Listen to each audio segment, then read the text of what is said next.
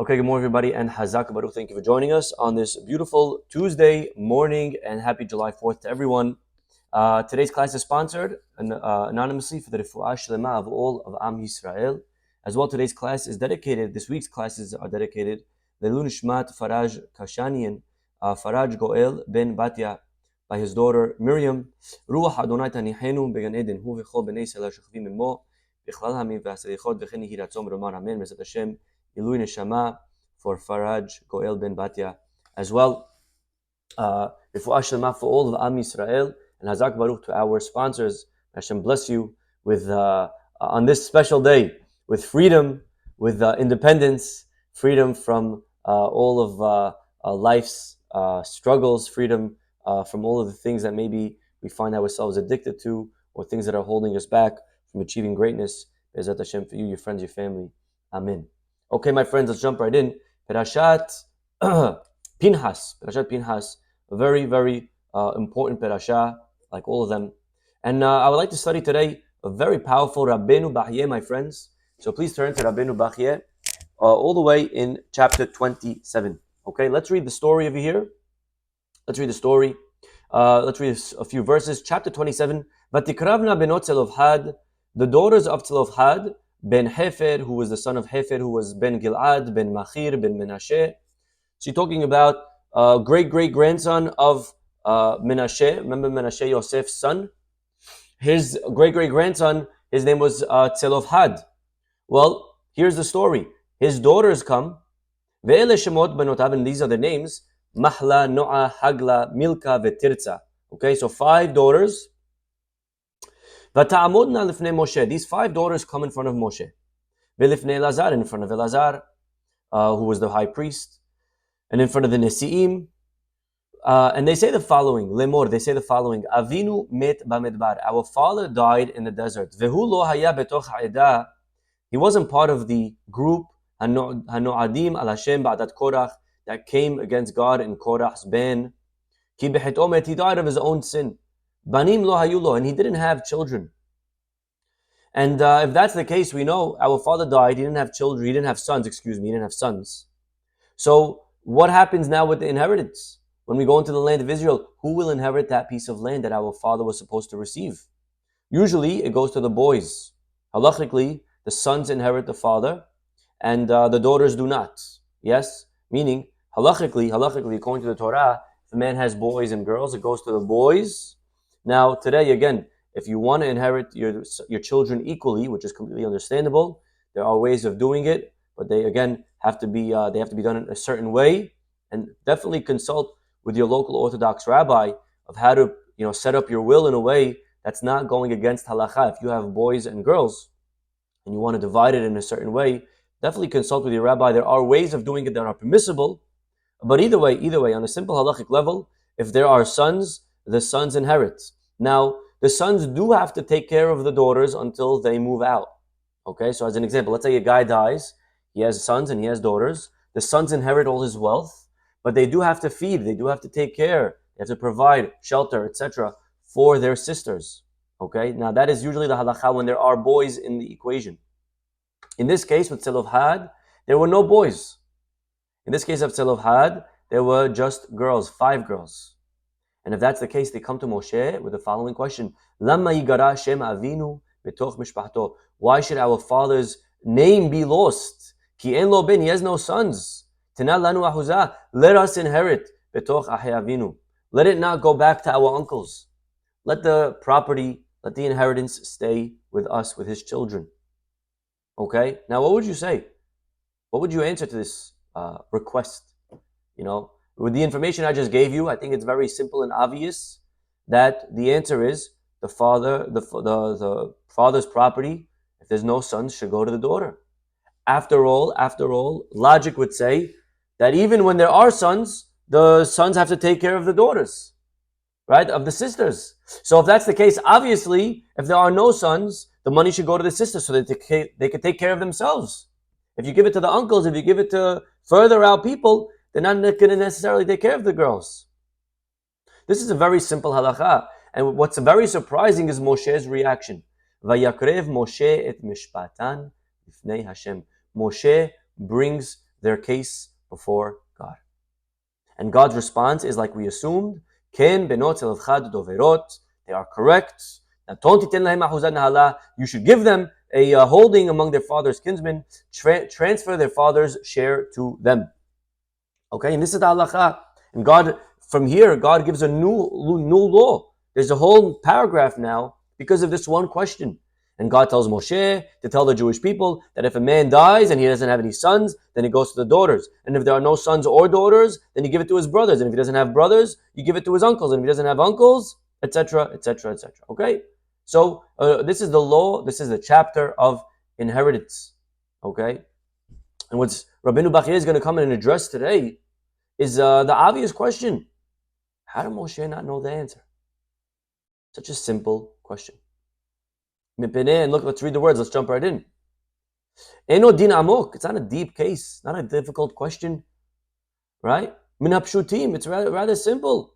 Vetalui besvara. It's even logical. Achahumot. Even the goyim, they do this. You ask a goy, what are your laws of inheritance? This is how it works. It goes to the boys, to the girls, right? So how in the world could it be that Moshe didn't know this case? And I want to read a few different answers. Altogether, we're going to have 3 answers that are given. One answer is, okay, and I'm going to work a little bit backwards because the last answer I want to say for last and then develop it. But one answer is, Kedat Razal shenit'alem mimenu hadin. One answer, says Rabbeinu Bachya, is that Moshe forgot the halacha. Nit'alem mimenu hadin. He forgot it. He didn't know it. He forgot it. Why would he forget it? Ki im be'onesh. It was forgotten because of a punishment. Moshe was punished. It's a simple halacha. Really, you should know it. But Moshe was punished because one time he portrayed a little bit of arrogance. He said at the in Devarim, when it recounts the 40 years. Remember when 40 years ago, right after they got the Torah, or right before it, Mahloket, Moshe's father-in-law Yitro came and he advised Moshe to set up this whole system of 10s and 50s and 100s, yeah? So Moshe says to the people that if you have any question, bring the case to the simple court. If they don't know it, bring it higher, to the appeals court, then to the Supreme Court. And if they don't know it, bring it to me. And when Moshe says those words, Hadavar asher yikshe mikem takribun elai, bring it to me. Oh, Moshe, do you know everything? Talking a little bit out of arrogance. It sounds like a little bit. Again, Moshe was the most humble person in history. But a little bit. Alken vayakrev Moshe et mishpatan. Yeah, you know everything, Moshe? You know everything? We bring it to you. You'll know every case. Let's see. A simple case. Daughter is inheriting. God says, look, even a simple case you don't know. It's a lesson to Moshe. And by the way, when was this lesson learned? It wasn't a lesson that was taught to him a day later. He had to wait 40 years. 40 years later, God reminded him, remember what you said 40 years ago? That was a big mistake. And therefore, vayakrev Moshe et mishpatan. Therefore, Moshe presents their case to God. Now, if you notice, and is going to lead into the second answer, Rabbeinu Bachya gives now a different answer. He says, well, if you pay attention, vayakrev Moshe et mishpatan. If you look at the word mishpatan and open up a Torah, if you don't believe me, but the word mishpatan in the Torah, the last letter, how do you spell mishpatan? Mem, shin, pei, tav, tet, nun. Yeah? The last letter nun sofi, is an enlarged nun sofi. It's extra big. Okay? Now we find that a few times in the Torah, and each time needs to be understood and explained and justified. Why is it a big nun? And Rabbeinu Bachya notices the large nun, elongated nun, a very, very big nun. It's like bold. Yeah, the bold nun. Why is it bold? And because of this bold nun, he wants to suggest a new answer. Remez letamid chacham. It's really giving you a new insight that a tamid chacham, even if you're very big nun, even if you're very big, representing the 50 sha'arei chokhmah, nun represents wisdom. 50 gates of wisdom. When a person turns 50, it's a very good number. Okay? 50 gates of wisdom. Even a big nun. Any birthday is a good number, by the way. Okay? Whenever you turn any number, it's always good. It means Baruch Hashem, we're getting older, we're living longer. Okay? It's a big blessing. Okay? But 50 nun, big nun, even if you're very big, in wisdom. Yeah, look at this. Lo yadun adam b'fnei mi shegadol mimenu. Don't talk if there's someone who's wiser than you. Ela tzarich hu sheyekrev et hamishpat lefanav. If you're on the table with family and friends, someone asks your father a question. Your father is much wiser than you, although maybe you don't think so. Don't dare open your mouth. Don't speak in front of people that are wiser, that are older than us. Shekina asa Moshe, and we've learned this from Moshe, and this is the second answer. Lo ratzah ladun din v'lo Tzelofhad. He didn't want to talk until he asked God. And the truth is, the benot Tzelofhad, if you read the pasuk, it says they came in front of Moshe and Elazar and the people and the tens and the right? The first pasuk, go back to the first pasuk. Second pasuk. They stand in front of Moshe, Elazar, Nesi'im, V'chol ha'edah. And the Midrash, the rabbis tell us over here that actually the benot Tzelofhad didn't come directly to Moshe. First they came to the heads of tens. Then to they didn't know, they came to the 50s. But really, says the Midrash, they didn't know. The tens knew the answer also. So why did they go to the 50s? Kedilla halok lahim kavod. They wanted to give honor to the older. And the 50s, they also went to the hundreds. And the hundreds gave kavod to the thousands. And each one deferred to the people higher in authority than them. And when Moshe saw this, Moshe did the same, and he deferred to God. Okay, so the second answer is that Moshe didn't forget. There was no punishment over here. Everyone knew the halakha. So they deferred out of respect, out of kavod. That's lesson number 2. Now, we still have to answer, according to the rabbis, why is the noon long?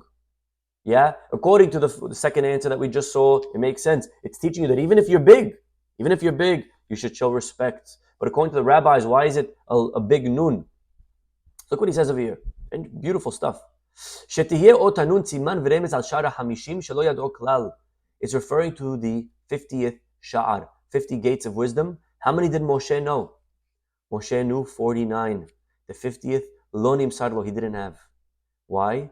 Look at the pasuk. Vayakrev Moshe et mishpatan. Moshe brought their case lifnei Hashem, in front of God. Says Rabbeinu Bachye, the noon, the big noon, the 50th, is lifnei Hashem. Only God knows the 50th gate of wisdom. But Moshe did not know it. And just like Moshe didn't know the 50th gate of wisdom, so too he didn't know this halacha. Although they're for different reasons. This 50th gate of wisdom he was never given. This halacha he forgot because he portrayed a little bit of arrogance. Okay, that's how you'll explain the big noon according to the rabbis. So far we saw 2 answers to this most interesting question. One more time, let's recap what we learned so far today. We asked, why did Moshe not know this simple halacha? That the daughter should inherit after the brothers, if there's no brothers. Answer number one is that Moshe did know, but he forgot because he became a little bit, he got a little bit into his own head. Okay, he got a little bit arrogant when he said, bring it to me. That's answer number 1. Answer number 2, he wanted to show respect. He wanted to show respect for authority, for Hashem, teaching us the lesson of kavod. And there is, my friends, another answer that Rabbeinu Bachya brings over here, which is a remarkable hidush. And pay attention to this. Yesh shepirshu. Now, ultimately, he doesn't agree to the answer because, not because he doesn't agree to the concept, but because this specific case, he disproves that it can't be applicable here. But the idea over here is so powerful, my friends. Pay attention. Ki kevan, says Rabbeinu Bachya. You know why? You know why over here, Moshe Rabbeinu? Unbelievable. You know why Moshe didn't give them the answer? Ki kevan shegalu benot Tzelofhad, says Rabbeinu Bachya, because benot Tzelofhad revealed b'ta'anotan shelo haya avihen me'adat zonav shel Moshe. Look at this. Come back to the words. You know, in life, we all like to think that we're objective. We all like to think that we think straight, that we think clearly. But the truth is, a lot of times, if we're honest with ourselves, we know that it's almost impossible to be objective. Every one of us has prejudices. Every one of us has biases. Every one of us is born with nature and nurture. We all have an opinion. Yeah, and if you don't have an opinion, then it's because it's irrelevant to your life. Anything that's relevant to your life, you automatically have an opinion on. If you come to the rabbi and you say, Rabbi, I'm allowed to bike on Shabbat. Why are you asking that question? You're asking the question because you want to be able to bike on Shabbat, so that's why you're asking. Or you're asking because you want to tell everyone around you that they should stop biking. So you're hoping the answer is no. But either way, when you ask a question, no one's asking just because it's irrelevant to their life. Whenever you ask a rabbi a question, it's because that question is relevant to you. And the moment it becomes relevant, you have an opinion. And the moment you have an opinion, you become biased. Yeah, when you're measuring something in science, the scales have to be exactly identical. And the moment one scale is a little bit tilted, you can no longer use this as a proof. This experiment is invalid. It's not a valid experiment. You can't prove anything from it because the variables, the weights were tilted. They were not just. And over here, take a look, my friends, at how deep our rabbis are teaching us how deep one's prejudice can go. Yeah, in life there are blind spots. We can't necessarily see everything that there is to see. There are parts of when we're driving, you can't see a certain spot. In life, there are certain things that we just can't see. When you're arguing with your spouse and you feel like you're 100% right and you have 1,000 reasons of why they're wrong and they're selfish and they're stubborn and your spouse thinks the same exact thing of you, of why she's right, he's right, and you're wrong, and they have 1,000 reasons to justify. Who's right, my friends? You think you're right, they think they're right. The answer is because that is the nature of bias. In Hebrew, it's called negiut. You need to know, in Jewish law, you should know, you're not allowed to be a witness for someone that's your relative. You cannot testify on your relative because you're close to them. You want them to win. Okay, or maybe lose. Okay, unfortunately, some people it's like that. But usually, right? Usually you want them to win. Yeah? Cannot testify. That's why if you ever saw at a wedding, the signing of the ketubah, or under the chuppah, when he's handing the ring, we call up a witness, or we need two witnesses, right? You call up the two witnesses, and we say to them, are you guys related to each other? Are any of you related to the bride or groom? Okay? Because if yes, you're disqualified. Well, my friends, take a look at this. If you cannot testify on your cousin or on your brother, then there is no one that you're closer to than your own self. And you cannot testify on yourself. When you're having an argument with somebody, of course you think you're right. You're biased. And it's important to know that. It's important to know how far negiut can go. And take a look what Rabbeinu Bachya says over here. Look at this conversation. When the daughters of Tzelofhad come to Moshe, so far, they stand in front of Moshe, nothing's wrong. And then they drop a very sneaky, these daughters of Tzelofhad, sneaky daughters of Tzelofhad. Okay? Maybe that should be today's title. Sneaky daughters of Tzelofhad. Well, we're so sneaky. They did. And Rabbeinu Bachya is suggesting maybe it was on purpose. They say to Moshe, our father died. So far, so good. And then they add, very sneaky, they drop a little bit of a poison. And what did they say? How did he die? You know, Moshe, they said, our father died. He didn't die like, part of Korah's group. He died like, of his own sin. And he didn't have any sons. And we want to know, could we inherit him? And, you read this at first, at face value, it seems like, okay, they're just giving information. But says Rabbeinu Bachya, when you really analyze this, very deep psychology of here. Why did the daughters mention how he died? Does it matter how he died? But what they're doing is they're trying to bribe Moshe. They're trying to tell Moshe, our father died. And by the way, Moshe, he didn't die with Korah's group. He wasn't on their team. Our father was on your team, Moshe. And he just died of random, regular things. But it's a subtle bribe. It's a tiny little ego booster. And they knew how far this can go to hoping Moshe, you butter somebody up. They're trying to butter Moshe up over here. And they're buttering. Now, in life, sometimes it's okay to butter someone up. It depends what the reason is. But here you're asking Moshe to be a judge. And the Pasuk says, right, a judge cannot accept bribes. Lo tikach shochad. You cannot accept bribes. Moshe, you're being asked to judge a case. And the sneaky daughters of Tzelofhad are buttering him up. Our father didn't die with Korah. He was on your team. Hint, hint. And they didn't even say it like that. They just dropped a little hint, a little note, a tiny little nice bribe. And all of a sudden, Says Rabbeinu Bachye, Moshe, the moment they said this, Haya bazeh kiruv hada'at leMoshe. Moshe knew immediately that he's now tainted. He's bribed. The ilu haya dan etinan. If he would have given over the law, if he would have adjudicated the case, haya kilu notel shochad devarim. It would have been like he accepted a bribe, and therefore he backed out. Moshe knew he's disqualified. Unbelievable, my friends. And what our rabbis are teaching us over here is a very powerful lesson about the dangers of blind spots, about negiut, that in life we need to know, we need to be honest with ourselves, and we need to know that ultimately we are biased. We are biased. And just knowing that, because it's not a problem to be biased. Everybody's biased. It's okay to have an agenda. Problem is when you have an agenda and you deny that you have an agenda. That's the issue. To know that I am easily swayed. And there's so many stories in the Gemara, my friends. Just to share with you a few. Masechet Ketubot, page 105. Tanur Rabbanan, the rabbi tells us, you're not allowed to take a bribe. What does it mean to take a bribe? $1,000, $10,000? You know the story of a judge and these two lawyers come in front of him and each one bribes him. Well, the first one bribed him $15,000, the second one bribed him $10,000.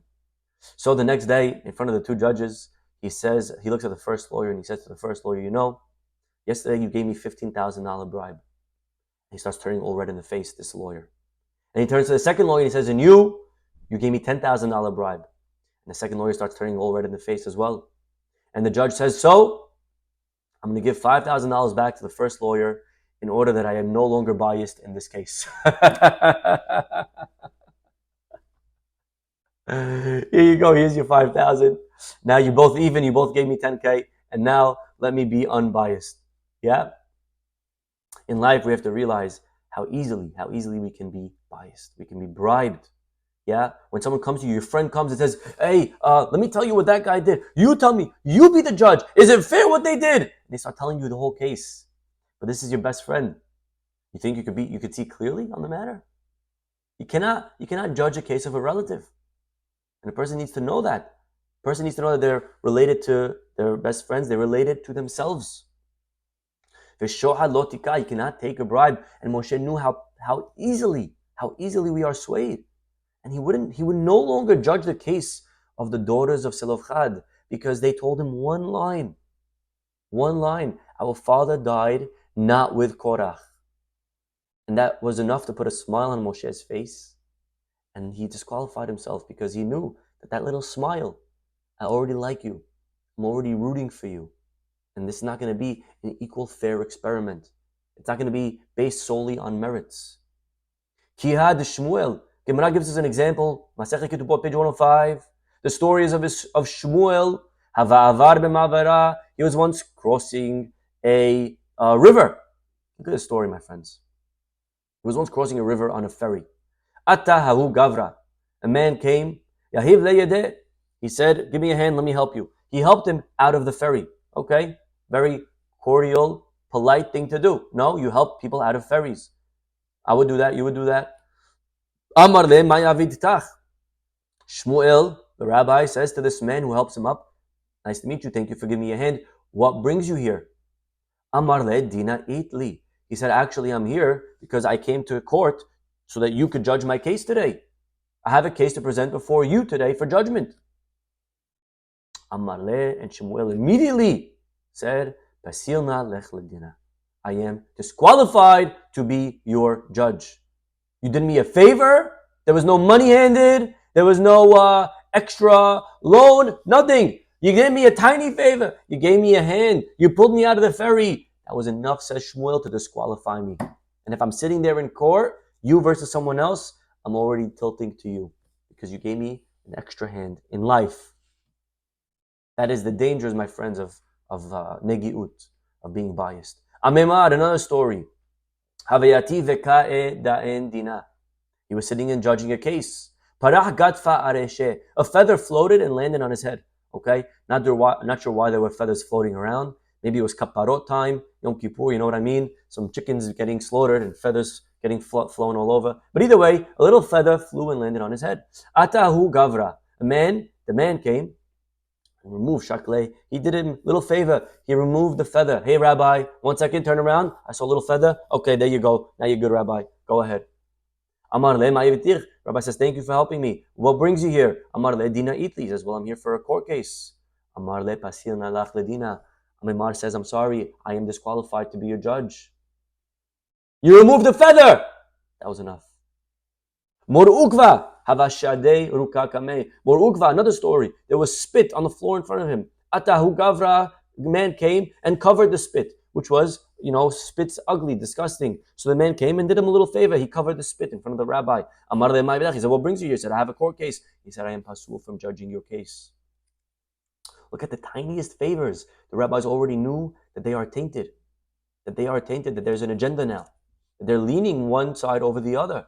And you are no longer fair. You can no longer be fair. You cannot say that you are objective. I'm unbiased. You have to be honest with yourself. They knew the truth. They knew the truth of the matter. Rabbi Ishmael, another story. Take a look, my friends. Havaragil areseh dehavamaiti le kol ma'ale shabta kanta de peri. Rabbi Ishmael had a field, and he had a man working the field, and the arrangement was the person who works the field would keep some of the fruits, and he would give the rabbi some of the fruits. That was the arrangement. My field, and you work it. He would bring the fruits every Friday. Yom hada aiti le hamisha b'shabta. One day, this sharecropper came. Instead of on Friday, he came on Thursday. Amar le, the rabbi said to him, why are you bringing them a day early? Amar le, the sharecropper said, Dina itli. Well, actually, I'm coming for, I need a court ruling. I came for a court decision, and courts are open on Thursday, not Friday. And I said, once I'm here, let me bring you the fruits.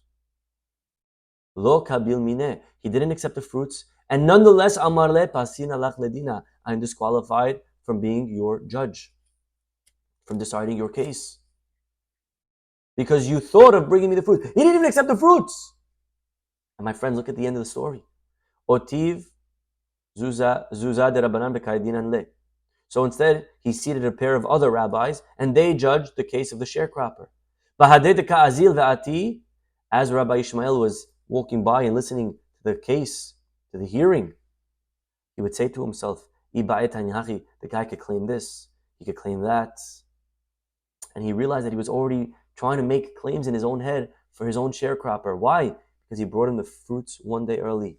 Amarti pah nafsham. He said, shame on those that accept bribes, because I didn't even take it, and I'm already leaning, and I'm not even judging the case. And this is, my friends, the danger of bribes. Moshe Rabbeinu, they tell him one tiny little hint, a little buttering. They drop a little buttering of Moshe. Our dad wasn't with Korach. Let's understand what's going on over here. Talking about, my friends, who are we talking about? Who are we talking about? We're talking about Moshe Rabbeinu, the man who had the highest level of prophecy, closest to God in history, spoke to God on demand, at will, whenever he wanted. If there was anybody in the world that didn't have to worry about getting a little bit of hubris, a little bit of a big head from a compliment, be for sure Moshe Rabbeinu. A regular guy like me, you tell me, Rabbi, great speech. I'm like, I'm in love with you. I'm your best friend. You tell me, Rabbi, nice speech. My head gets huge. Wow, he loved my speech. I love this guy. You tell Moshe Rabbeinu nice speech. You think it's going to matter to him? How do you compliment the man who has everything, the man who spoke to God? Could you really bribe the guy anymore? What are they saying already? They're saying our father died 40 years ago, by the way. Korah was 40 years ago, 39 years ago. 39 years ago. And Moshe, by the way, wasn't even his fight. It wasn't me. I could care less. You're challenging God's decision, not mine. And Moshe Rabbeinu, a little bit, his head got big. And he knew the reality. 40 years later, 5 girls. How old are they? Come on. Imagine a little kid compliments you. Imagine a little kid tells you something nice. Do you walk around all day arrogant, self-confident? Wow, honey, you have a lot of confidence today. What's going on? Oh, this little kid in the shul, he came up to me and he said hi. And that little kid saying hi to me boosted my confidence. Come on. You can have an ego trip now because five little girls told you that their father 40 years ago didn't go on Korach's team? Come on, Moshe, who cares? That is the nature of the beast. That is the nature of Shochad. And they knew it. Tzelofhad's daughters knew it, and they were so on point on this. They were happy to drop a little hint. Moshe, our father died. Not with Korach. And that was enough. They knew that was enough to get Moshe already tilted to their side. And Moshe knew it. Moshe said, I'm sorry, girls. I know what you're trying to do here. I can't judge the case. I have to back out. I'm going to leave it in God's hands. I'm going to put the ball in his court. How powerful is this idea, my friends, that Rabbeinu Bachya is coming to teach us today? To know that we are vulnerable in this area, to know that we have blind spots, to know that we can get swayed. And how do we help ourselves in this area? So what's the solution? What's the solution? The solution is really given in Pirkei Avot. Our rabbis say something beautiful. Aseh lecha rav. You have to get for yourself a rav. Ukneh lecha chaver. You need to buy a friend. In life, my friends, we need ravs. We need mentors. We need therapists. We need people that we can counsel. We need people that are wiser, older, smarter than us. You know what the trick is of a rav or a chaver? You know why you need a chaver? You know why you need a rav? You may say, why? I'm smarter than the rav. What does the rav know? He's 40, 50, I'm 80. The answer is not about how smart you are. You could for sure be 100 times smarter than him. But the point is that he's not you. He's not biased. And the moment he's not biased, he can think clearly. That's the point of having an outside opinion.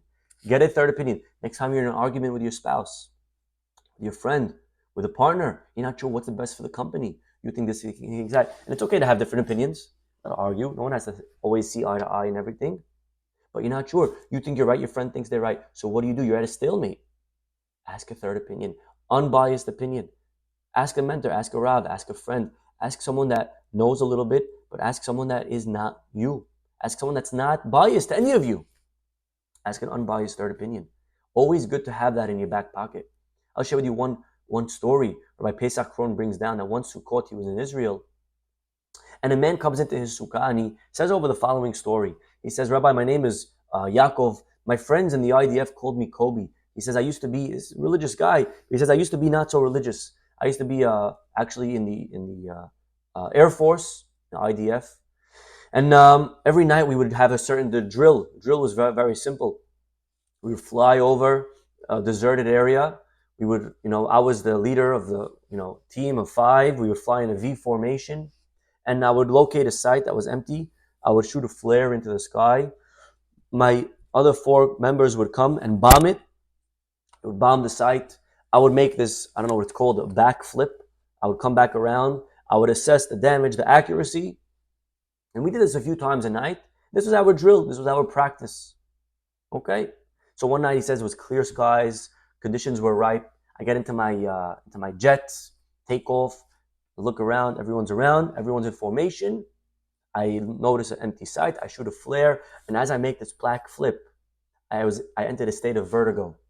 And vertigo is when you enter like dizziness and you're unsure because of speed and everything, what's up, what's down.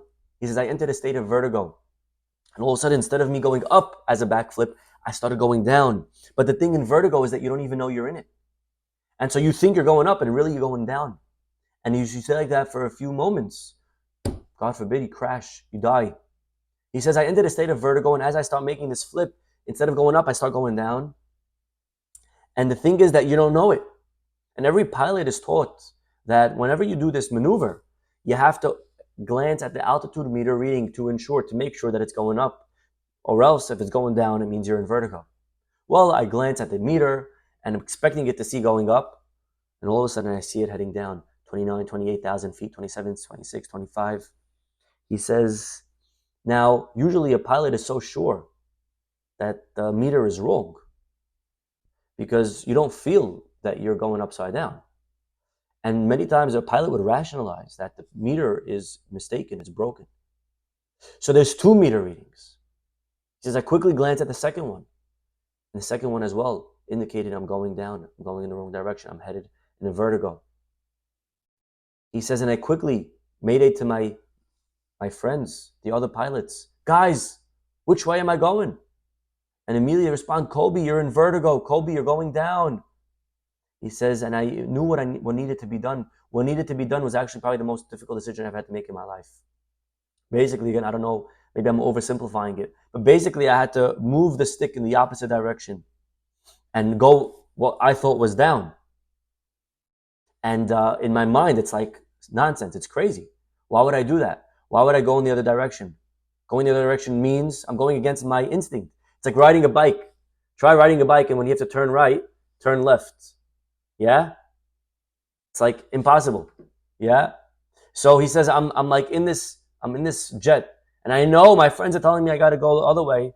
My reader is telling me I gotta go the other way, but my mind's telling me you're fine. He says, and luckily, I was able to close my eyes. I went with my friend's decision. And I went the other way, and my jet quickly flipped around, and I started going in the right direction, and I got out of the vertigo, and all was fine. He says, but Rabbi, many years later, I realized that what took place that night in that cockpit, what happened to me that day in my jet, really happens to us every day of our lives. We're all flying this jet. And many times, we're so sure that we're going up. We're so sure that we're right. We're so sure that we're headed in the right direction. And sometimes we have no idea how fast we're headed down. We have no idea how on the rocks our marriage is, how horrible our relationship with our children is, how arrogant we look, how selfish we sound. And we have no idea because we're in vertigo. Being in the cockpit, being in this jet, you don't feel it. You don't see it.